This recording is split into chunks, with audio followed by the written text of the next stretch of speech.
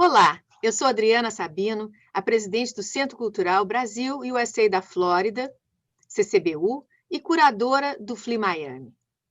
Eu tenho um enorme prazer de dar boas-vindas a vocês no primeiro Festival Literário de Miami, o FLI Miami. E para abrir o festival hoje, uma data histórica, nós temos um painel em homenagem à grande Clarice Lispector. E para apresentar esse painel, eu tenho o prazer de introduzir a vocês Clarice Fuckelman, Cláudia Nina e Leia Reed, que vão conversar sobre Clarice Lispector, numa homenagem ao centenário desta grande escritora brasileira. Clarice Fuckelman é professora aposentada da PUC-UFRJ, pesquisadora para projetos audiovisuais e museológicos, curadora de exposições e seminários. É dramaturga e roteirizou o livro A Vida Íntima de Laura, de Clarice Lispector, e dirigiu a websérie Ao Redor da Tela com Clarice Lispector, veiculada online na plataforma Sesc em outubro de 2020. Cláudia Nina é jornalista e escritora, doutora em letras pela Universidade de Utrecht, com a tese A Palavra Usurpada, sobre a obra de Clarice Lispector, publicada pela editora da PUC Rio Grande do Sul em 2004. É autora de vários livros infantis e publicou 2 romances. Assina uma coluna semanal no site da revista Seleções e uma coluna mensal na revista Rascunho. E Leia Reed é formada em língua portuguesa e literaturas brasileira e portuguesa na UFRJ. Tem curso de mestrado stricto sensu na UFRJ, é jornalista e foi a editora do Florida Review. É promotora de eventos culturais, faz gerenciamento de vastas coleções de arte e é membro do Conselho Diretor do Centro Cultural Brasil USA, o CCBU. Meninas, bom painel para vocês e que vocês façam a gente nos lembrar de Clarice Lispector e essa grande obra. Bom painel. Obrigada, Adriana.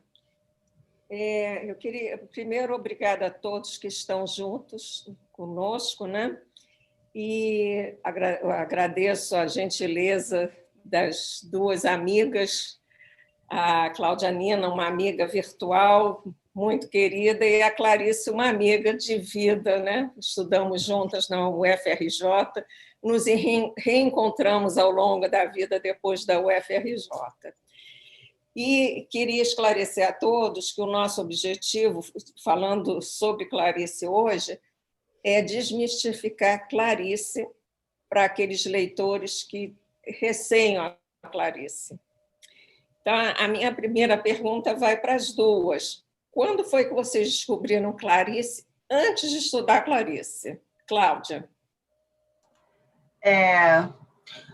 Olá a todos, boa tarde, muito agradecendo mais uma vez por esse convite, a esse evento maravilhoso. Boa tarde, Clarice, prazer te rever.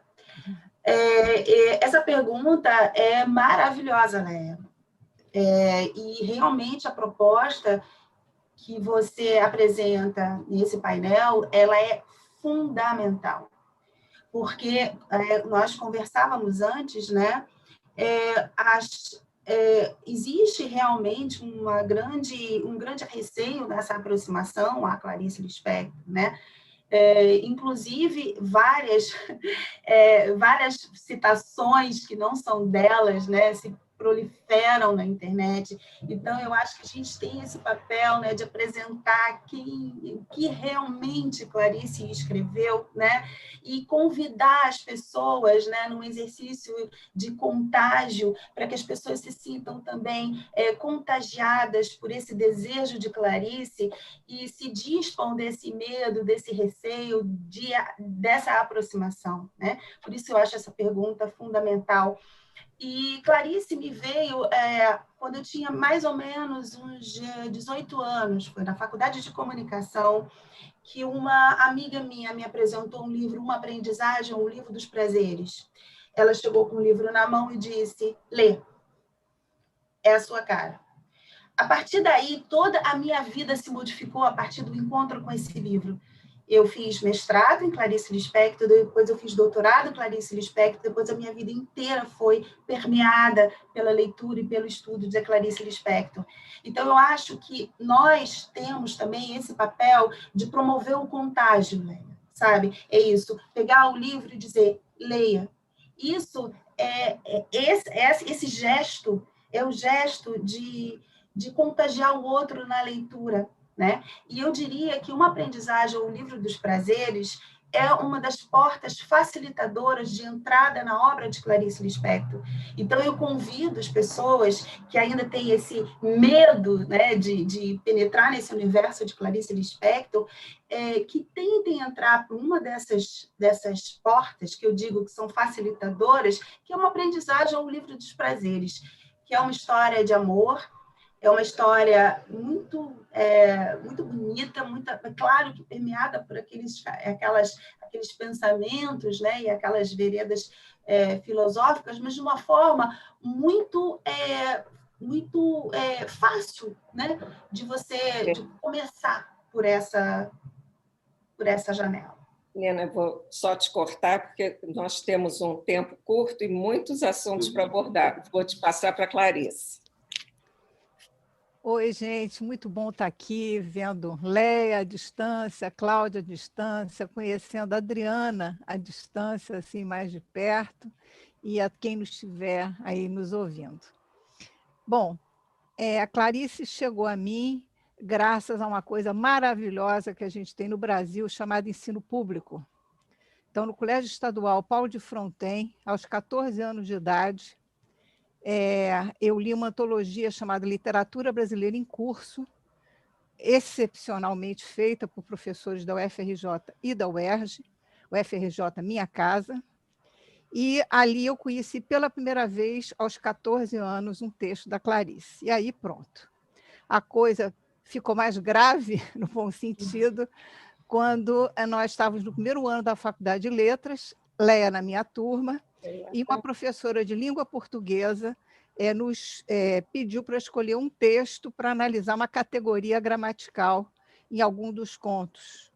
E ali realmente ficou para o resto da vida.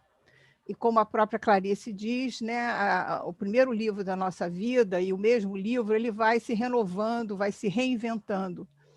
Como a Cláudia, quer dizer, vivendo no mundo das letras, eu tive a oportunidade de não só reler a Clarice, usá-la, né, como guia do meu trabalho de doutorado, mas de uns 10 anos para cá eu estou fazendo adaptações e releituras da Clarice, além de fazer consultorias para peças de teatro e exposições, até a cenografia da Daniela Thomas na exposição no Museu da Língua Portuguesa. E finalmente, essa websérie.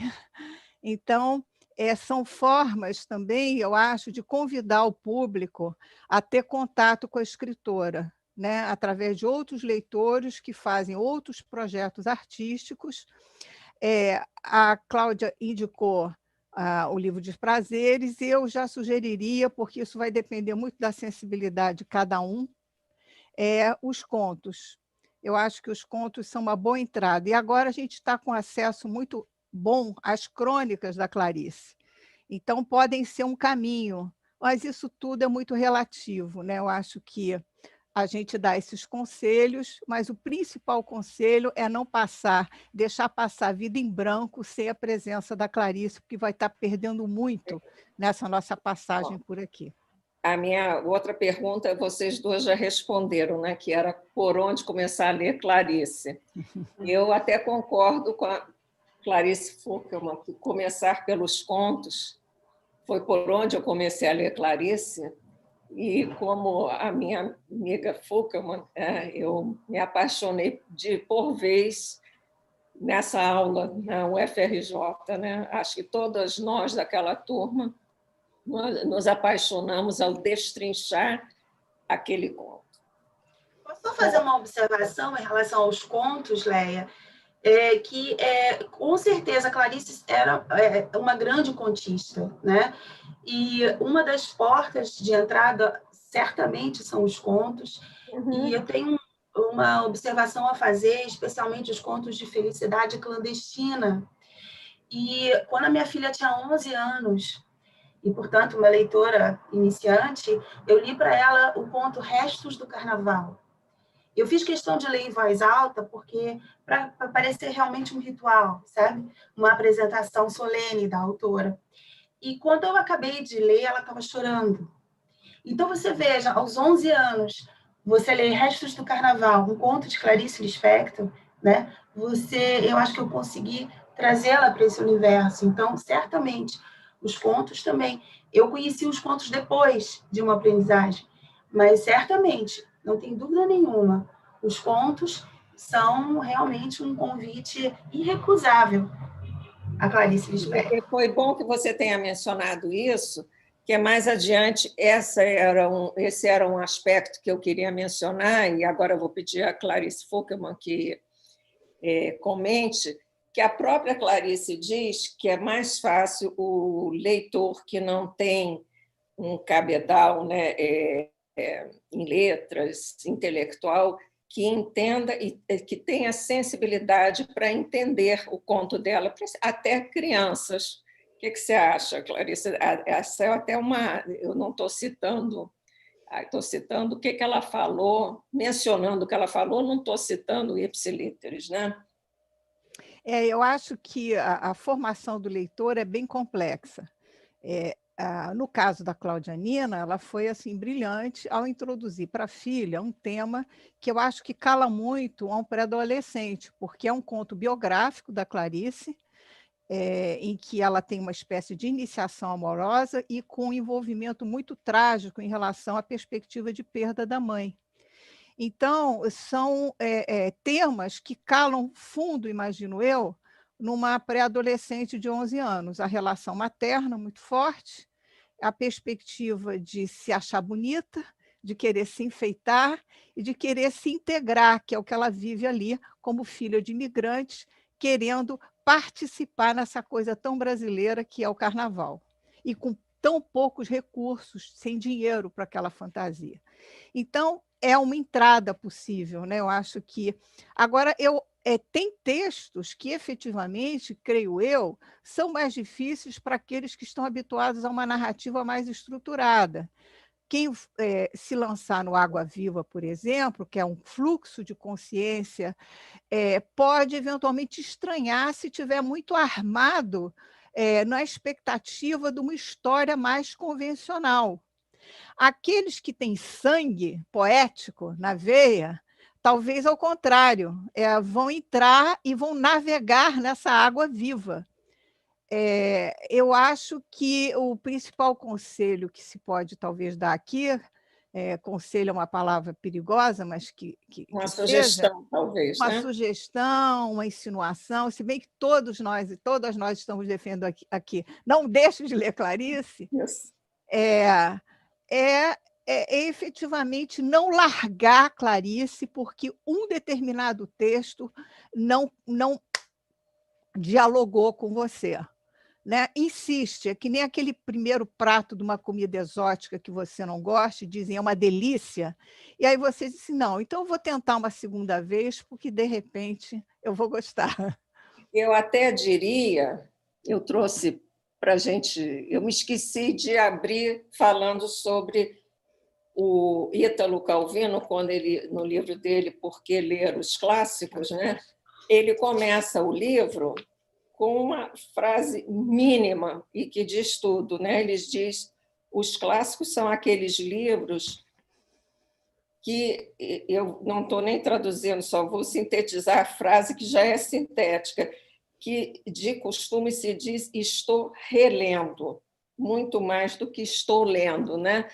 E Clarice faz, quando a gente penetra no universo dela, a gente leu e depois parece que tem esse magnetismo que a gente leu uma vez e está sempre relendo e descobrindo, redescobrindo, à medida que a gente vai adquirindo novas experiências na vida, a gente vai descobrindo novos ângulos na obra dela. Mas, a propósito disso, eu vou pedir às duas que me digam se vocês acham, se vocês veem na obra de Clarice, que ela deixa, como o conto de João e Maria, pedrinhas na escrita dela, que o leitor mais atento pode descobrir e linkar, né, uma coisa com a outra num conto, como o conto que nós duas lemos, né, que era um conto, à primeira vista, talvez meio complicado de entender, né, Imitação da Rosa, se não me engano, esse foi o conto que nós lemos. Isso. E qual seria talvez um conselho para um leitor que vai reler, porque nós lemos antes da aula e na aula todas nós relemos e descobrimos que havia como que umas pedrinhas a serem seguidas para entender melhor Clarice. Posso começar? Pode. Eu acho assim, é muito interessante quando a gente tem a perspectiva da obra de Clarice, que ela tem um jogo de reconhecimento, né? Ela faz um jogo de reconhecimento com a própria obra. Você tem, você tem repetições de algumas situações. É muito interessante, né? Quando você tem ela em perspectiva, e sempre que a gente retoma a obra para falar determinado evento, essas surpresas voltam, né? Você lembra de uma situação que foi ali ela refaz de uma outra maneira. É bastante interessante esse jogo de reconhecimento que ela faz com o leitor dela. Eu sugiro, Leia, nesse movimento de releitura, eu sugiro esses contos de felicidade clandestina. E também os contos de Legião Estrangeira. Sobretudo, eu acho, numa releitura, Legião Estrangeira. Porque eu estava relendo e realmente eu fiquei... eu que já li tantas vezes, me vi novamente sobressaltada e encantada com alguns de seus contos, né? E eu gostaria de só fazer um breve comentário que tem a ver com a sua primeira pergunta, só para finalizar.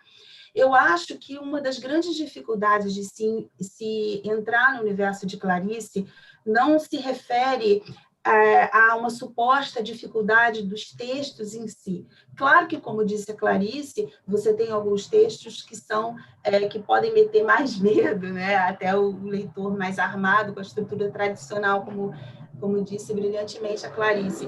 Mas eu não acho que seja propriamente o medo do texto em si, mas talvez, e cabe aqui uma reflexão para que a gente possa desenvolver futuramente, talvez, aqui ou em outro momento, a dificuldade de aproximação talvez se dá pelo medo do confronto, do autoconhecimento ou do autodesconhecimento que Clarice propõe.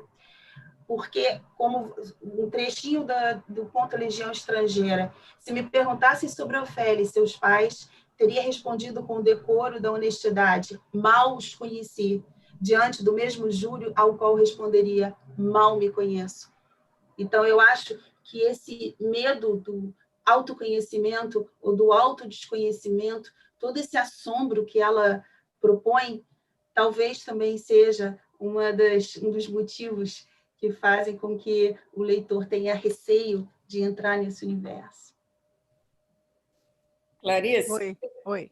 Eu vou te fazer, só para a gente mudar um pouco de assunto, você diria que a sua quase xará, porque a Clarice Lispector com C, e ela fazia questão de dizer isso, né?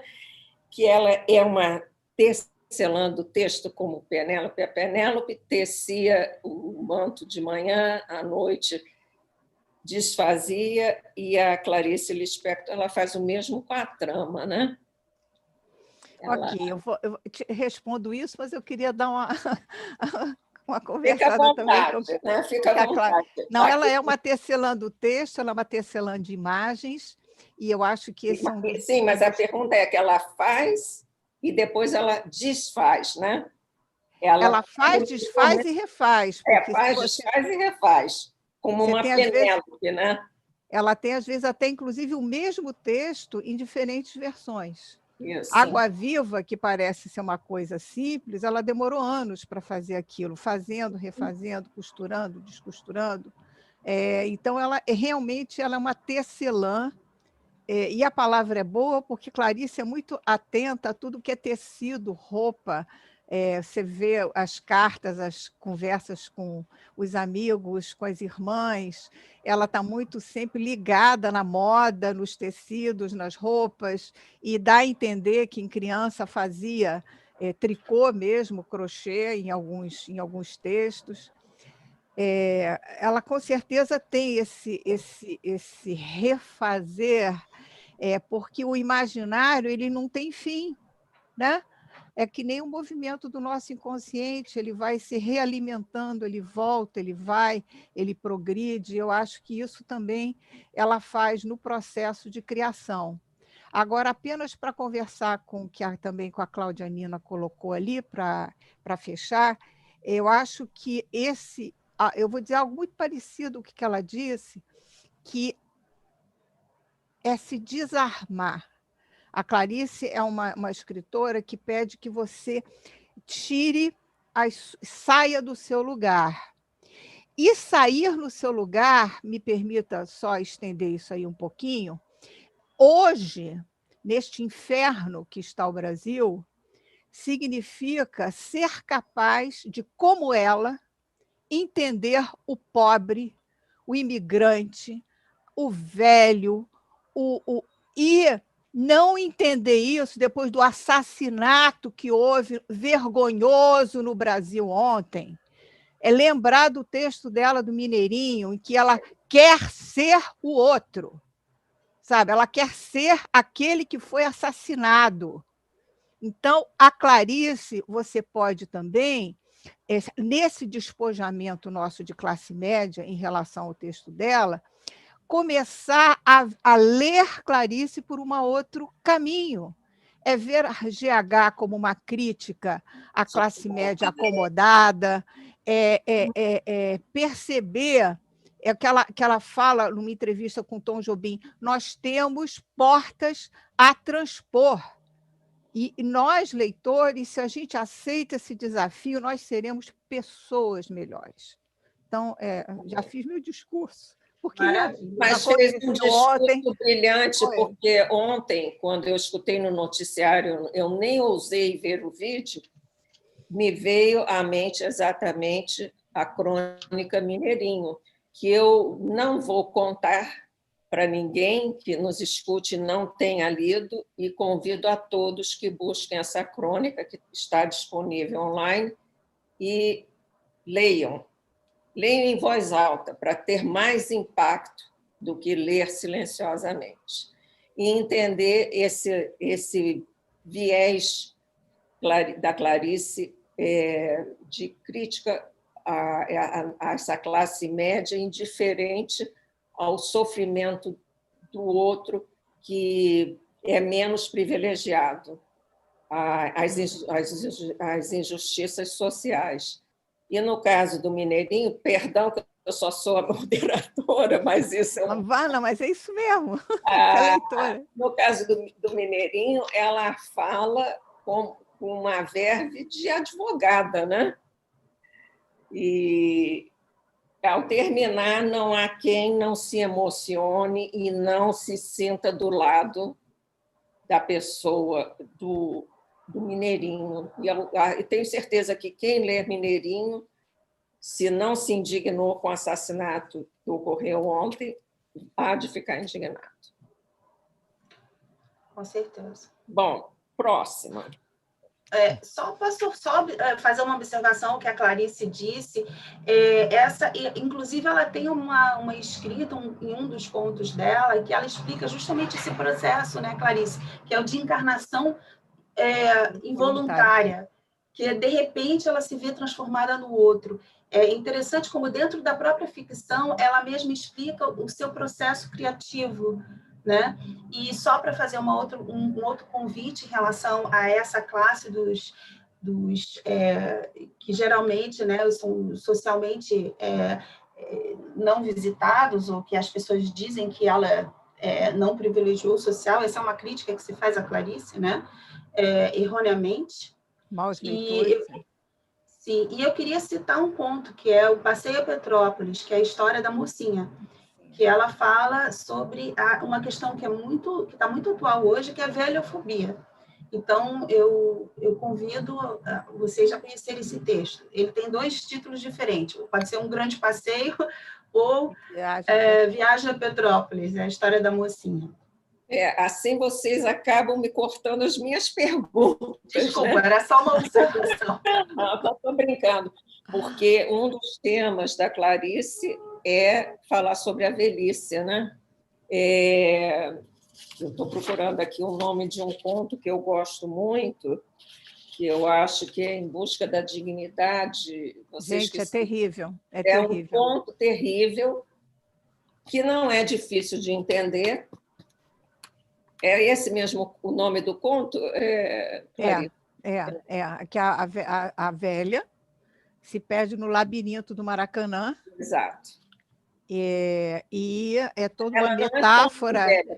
Ela não se considera velha. Sim, por isso que eu falei a velha, eu usei essa inflexão, a velha, porque ela não é velha. A questão toda que a Clarice traz, Leia, eu acho que é um tema, isso que você falou, cara, é muito bom lembrar disso, é que você avança na idade, olha que coisa bonita para dizer, avança na idade, né? Eu que já estou também na idade que eu estou, mas certas coisas... Nós dois temos a mesma idade. Certas coisas... Ela aponta para a sexualidade, por exemplo, de várias personagens idosas dela. É como se a velha tivesse... ela é colocada para escanteio em textos pela filha, ela é colocada pelos filhos, que está lá a mulher no asilo, né, que ela chama de Rei Lear, está a mocinha, que é a semente de Macabeia, eu acho, nessa websérie que eu fiz, que inicialmente era uma peça de teatro, ela termina com um cordel que eu escrevi, Ode à Macabeia, que é exatamente a genealogia da Macabeia em toda a obra da Clarice. Então, são muitas que ela vai deixando como o pãozinho de João e Maria. E essa idosa, que perdeu marido, filhos, a mocinha, que mora no quarto de fundos, que é abandonada e que morre abandonada em Petrópolis, ela vai sendo semeada ao longo da obra da Clarice em várias outras narrativas. E no caso desse conto, acho que é Em Busca da Dignidade, alguma coisa assim, essa senhora, ela nem tem o nome dela, ela é a senhora J.M., se não me engano, J.M. Veiga. Ela nem tem o nome dela, ela só tem o nome do marido. E a Clarice, e é isso que eu ia falar, ela fala de temas sociais como a velhice que é desrespeitada, né? Por isso que é em busca de uma dignidade e que se ignora na nossa sociedade. Ela fala, é bom lembrar, né, que ela fala das mulheres da época dela, não das mulheres de hoje. E apesar de... ela fala também muito das classes menos privilegiadas, e eu queria que vocês falassem sobre isso. A empregada doméstica é uma constante, né? Nos contos da Clarice, ou, como, por exemplo, a Paixão segundo GH, tudo se dá em torno do quarto da empregada, né? Num apartamento de cobertura na Zona Sul. Eu queria... E é interessante, Leia, porque inicialmente, quando o GH começa a sua desmontagem humana, né, que como ela se refere ao próprio processo que ela experimenta, ela acredita que ela vai entrar no quarto da empregada e vai encontrar um lugar todo bagunçado, sujo, e, no entanto, o que ela vê é exatamente o contrário. Né? Esse choque pelo avesso, na verdade, né? Porque ela encontra um ambiente limpo, arejado, iluminado, né? Então, assim, esse é o primeiro confronto que ela estabelece com o espaço, antes de se aventurar, né, nessa experiência que ela tem com o confronto com a barata. Porque a gente falou em se desarmar há pouco, né, de diferentes formas, a Cláudia Nina falou sobre isso também. A classe média, nós de classe média, a gente não tem a disposição sequer de ler a arquitetura da nossa casa. A arquitetura da nossa casa, se a gente visita os grandes apartamentos aqui do Rio de Janeiro, é uma vergonha, porque o quarto de empregada continua sendo minúsculo, mal arejado, mal iluminado e mais. Tem janela. Tem um lugar para ter uma empregada dormindo, para cuidar dos seus filhos, para cuidar de tudo da sua vida. Quer dizer, ali, full time, como escravo. É uma mentalidade escravocrata que a gente tem nas plantas dos nossos apartamentos. Então, Clarice pega um livro que realmente é um marco na literatura do século XX, Paixão segundo GH, e toda a estrutura dele parte desse arcabouço. Olhe a planta do seu apartamento, por onde você circula na sua casa, né? E com todos os preconceitos que você tem. É isso. A Clarice, ela faz parte, né, da chamada geração de 45. Nós tivemos a geração de 22, a geração de 45, e, de uma certa forma, eu usaria dizer, não sei se outras pessoas fizeram essa analogia também, que ela, como o Oswald de Andrade, ela fez a sua antropofagia, né? Sem nenhum manifesto, porque ela viveu muitos anos na Europa, ela viu tudo que estava acontecendo na Europa em termos de literatura, né? O Sartre, o Camus, e só que ela digeriu tudo isso e transformou tudo isso na sua forma de escrever, onde a gente vê a náusea, o estrangeiro. Eu queria saber o tédio, e tudo isso a gente vê na literatura dela. O que vocês acham? Bom, em geral, a Cláudia tem falado antes. Vai você primeiro, para você não se sentir discriminar. Não me sinto, eu só estava na espera. Pode ir. A Clarice, ela teve...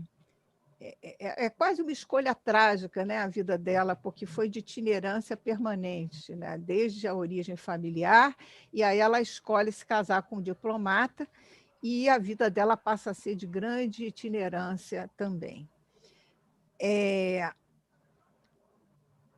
Ainda está para ser estabelecida muita coisa na obra da Clarice, e essas últimas publicações de crônicas e cartas, desde o Correio Feminino, que são aqueles textos em que ela escrevia sob pseudônimo, eles vêm se somando no sentido de trazer para a gente qual era o universo afetivo, mental, né, da Clarice. A Clarice não só conheceu muitos lugares, mas ela era uma cinéfila, que é algo ainda a ser descoberto mais. Qual é o impacto de todo esse imaginário do cinema? Ela via qualquer porcaria, ela via tudo, ela via excelentes filmes, mas ela enchia o seu tempo e a sua angústia, porque ela era uma pessoa com uma turbulência para escrever o que ela escreveu, só mesmo, né, com uma sensibilidade à flor da pele. Ela enchia muitas vezes o seu tempo de tédio como mulher de diplomata. Realmente era algo que a incomodava, esse lugar de dondoca, nesse sentido, dos assuntos, mas tinha um lado que ela curtia ali, poder viajar, ia para Paris, comprar tudo que é livro, mas eu acho que tem esse lado, Leia, mas ainda a ser muito estabelecido em muitos sentidos, porque tem algumas relações que são mais evidentes, que foram marcadas na crítica desde o início, Joyce, isso, aquilo, a Nathalie Sarraute, com o Nouveau Roman, que tem elementos, e ela diz nas cartas tudo que ela estava lendo, Então, vai ser realmente algo a ser feito, né, pelos estudiosos e críticos da Clarice, ainda tentar esse jogo, entender esse jogo de influências que estão ali dentro da obra dela. Certo. Eu vou correr um pouquinho, porque a gente está quase no final do nosso tempo. E vai a pergunta para mim. Que mulher é essa que brinca com a diplomacia da língua, que ousa até começar um texto com uma vírgula? Eu acho assim, claro que esse é para mim o viés que mais me encanta na Clarice, são essas micro descobertas no interior do próprio parágrafo, da própria frase, né? Porque ela cria um estranhamento, um estranhamento diante do leitor dentro da própria frase, né? Com as metáforas estranhadas, com as colocações que te sobressaltam, por isso que você não pode perder nenhuma linha, né? Quer dizer, ela tem um enredo, mas ela também tem o trabalho com a língua. Mas eu ressalto essa observação que tem a ver com o mote do seu painel, Léa. Isso, em nenhum momento, é feito para distanciar o leitor. Portanto, não tenham medo. Não tenham medo dessa palavra que ela busca ser estranhada justamente para envolver o leitor, para que o leitor seja desarmado, como diz a Clarice, e entre nesse mundo. Né? Então, certamente, ela cria perplexidades e assombros dentro da própria palavra, dentro do próprio estranhamento do texto que ela apresenta. Clarice, quer dizer, a nossa conversa vai sempre... As perguntas que eu estou buscando fazer é sempre para que o leitor não chegue meio desarmado, né? Isso. E não estranhe o que a Clarice busca fazer, que é pegar o leitor desarmado. Então, vamos lá. Muitas vezes, o familiar que soa inocente, depois ele vai soar estranho, né? Como a gente tem falado aqui. Como uma criança que vai matar um pinto, mas fale para a nossa audiência... Na escrita clariciana, na qual a inocência da criança é capaz das mesmas potências que a dos adultos. Existe um romantismo em torno da infância desde o romantismo, né, da virada do século, um certo mito da infância como lugar da pureza. E as pessoas se esquecem que infância é instinto, tem uma brutalidade, tem a força nua, pura dos sentimentos, do ódio, do desejo, da raiva. Está tudo muito potencializado na infância. Então, é um prato cheio para Clarice que traz sentimentos radicais. Então, os nossos leitores, né, as pessoas que querem voltar a ler ou que nunca leram Clarice, que se querem entrar em contato melhor com essa pulsação mais instintiva, e nós, enclausurados hoje, estamos vivendo muito sentimentos extremos, né, pelo isolamento, né, pelo grau, né, de medo que está tomando todo mundo. Esse é um lado. O outro lado, que eu acho que só para fechar, uma prova disso que você trouxe aqui sobre a infância, são os livros infantis dela. Eu tive a sorte de, nessa leitura dramatizada da vida íntima de Laura, de apresentá-la em Friburgo à noite para alunos adultos do EJA, da área rural de Friburgo. A vida íntima de Laura, que é a história de uma galinha. Com toda a vida íntima de Laura, é um livro da Clarice que é para criança e é para todas as idades. Também pode ser uma iniciação do leitor, porque traz assuntos como maternidade, medo, machismo, e o ET que aparece, o fato dela poder ser comida de um dia para o outro. Então, é uma possibilidade, entrar com essa infância que tem outras camadas. Nina, eu vou precisar que você fale em 1 minuto e meio, porque depois a gente vai ter que encerrar. Sobre Deus em Clarice. Sobre Deus? Clarice, em um dos... o Guimarães Rosa, em Grandes Sertões, ele diz assim, se Deus vier, que venha armado.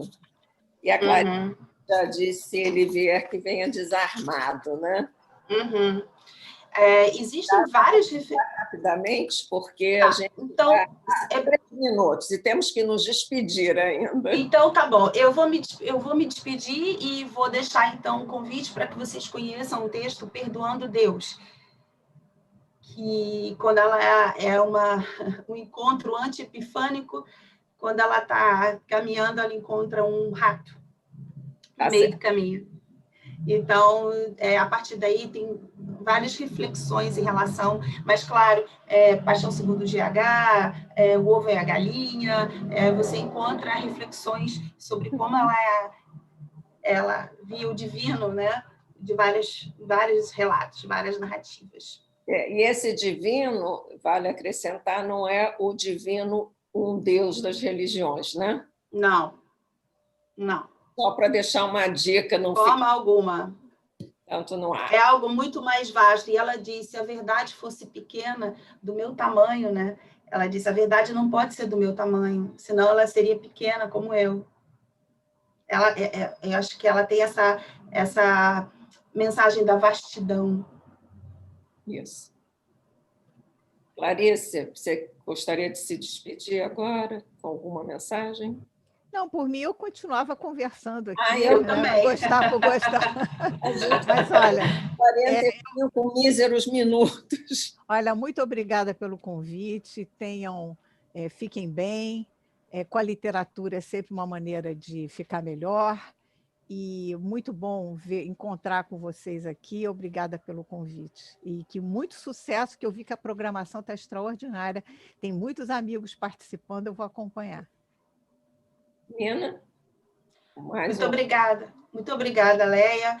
Obrigada, Clarice. Adorei essa conversa. Ficou um gostinho de novos diálogos sobre a Clarice.